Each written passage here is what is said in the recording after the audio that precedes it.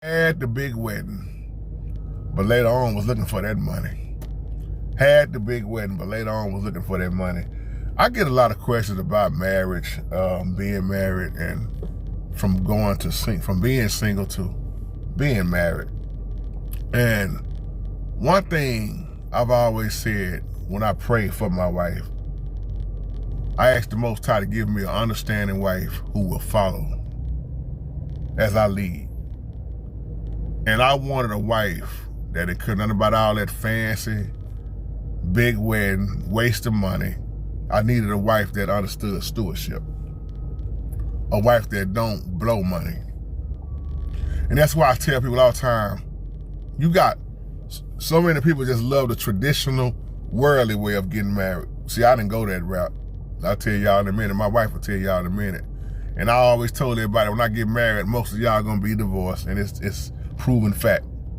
Most of the people that always joking, oh, there he go, JT, always at the engagement single. Boy, when you gonna get a wife? And I always say, when I get married, ain't none of y'all gonna even be together, because, see, the problem I see is too many people trying to base their marriage off of somebody else's marriage. I look at one thing, the covenant. Who designed it? Who defined it? He defines it. And in that covenant, in that marriage, that two becoming one, it goes over most people's head that I know. Two becoming one flesh is very important to understand. And that should cut out side chicks. Now, you got brothers out here that's in love with polygamy, polygyny. That don't apply to me. I don't need no 2-3 women and all that, wives, and man, I'm good, because it's hard enough. If you treat that one right, you should be good. If you love your wife, not love your wives. Now, let me explain that. There was never a law, like people be arguing. Yeah, it was allowed, and people still do it. And you can't put a law on something that was never a law on, but you was warned on what to look out for. And is it really gonna benefit you?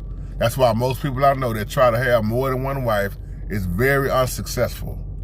It's good financially, but it always ends in a terrible way. With most people I know, or they just, hey, I believe in this, I believe. It didn't end well for Solomon. We'll catch that later. Solomon was known in the Bible for having all them women, 700 wives and 300 concubines. That's 1,000 women. Ain't no telling how many spirits came along with that. But you got people, especially like the Israelite, bro, they argue about that, man. And I'll tell them, hey, knock yourself out. Don't try to convince me and ask me to do it. I am good. But when you try to base your lifestyle and marriage off other folks, and you jealous of this person, jealous of that person, that ain't gonna get you nowhere. My wife didn't have no problem saying, I'm gonna follow right along. And that's why we didn't even do all that big old wedding stuff. I tell y'all this all the time, all that being just wasted money. Now, I'm not trying to kill no woman's dream, but I'm just explaining the difference between some women care about a wedding, some don't. Some women have been married more than one time and they don't care nothing for no wedding no more. They done had all that money. And I reminded somebody I knew back in the day, man, when they got married, they said, boy, we up to $20,000. And in that $20,000, it went up a little more, man. They just kept ordering stuff. We're going to have this, we're going to have that. And wasn't even married maybe a little bit over a year, and then somebody got laid off. Times hit hard. And that's why I'm using this title, man. I wish we had some of that wedding money. Because you got to think about it. In your marriage, it's going to be a struggle. It's gonna be some hard times. It's going to be some bumps and bruises, some ups and downs. See, that's why I always told my baby, I said, just follow me as I follow Christ. That was my thing. And if you hanging with me, why I ain't got a damn thing? Oh man, that's the kind. Oh, I love you. You with me through the thick and thin. I ain't got nothing.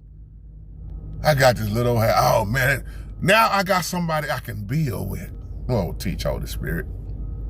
We can grow together. I sacrifice for you. You sacrifice for me. That was the plan. And it's going according to the way the Most High showed me. Though I had to wait years, I was patient.